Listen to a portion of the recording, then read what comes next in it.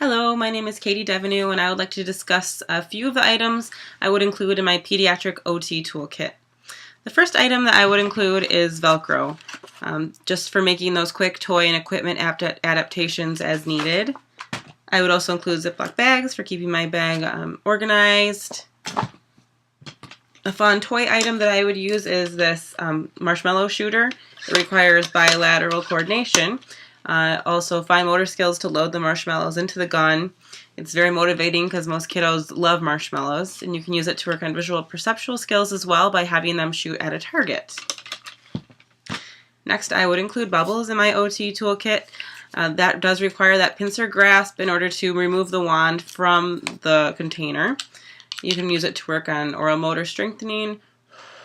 You can also use it to work on visual tracking if you blow the bubbles from the child's left side to the right and have them follow those visually. You can use them to work on depth perception and finger isolation if you have the child pop the bubbles with a specific finger. I like Play-Doh for the OT toolkit. Play-Doh is wonderful for working on strengthening the muscles of the hand. If you make the Play-Doh yourself, you can really mess with the pliability and even refine that more so. You can use Play-Doh to work on bilateral coordination, in-hand manipulation. You can use it to introduce shapes. You can cut Play-Doh with scissors and work on scissor skills that way. You can draw letters into Play-Doh and work on having the child copy your designs, so visual perceptual skills. I would include clothespins in my OT toolkit to work on that tripod grasp that's going to be needed for handwriting and using pencil one day. So you could use that with these little pom-poms and pick up the pom-poms with the clothespin. These pom-poms are fun. They're a little rubbery and have some interesting tactile input. So I really enjoy those. You could also work with those using the tennis balls that we made in class. I really like these because they work on strengthening the arches of the hand. You can grade them really easily by making the split larger or smaller, depending on the needs of your child. If you have any coins around the house, you can have the child work on the pincer grasp by feeding coins to Mr. Tennis Ball, and you're working on bilateral coordination that way as well. I would include tattoos in my OT toolkit. Tattoos are rewarding similarly to stickers, but they, in addition, require a little motor planning and sequencing to apply, since there's a few steps involved in that process.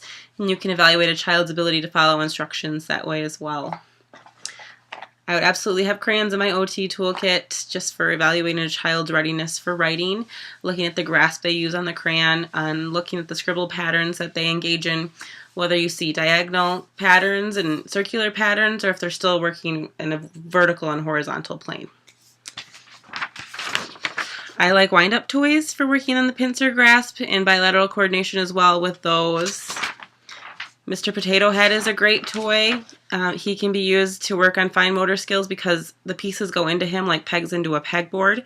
You can use him to work on visual orientation, knowing top from bottom. Eyes go above the nose, nose goes above the feet, etc.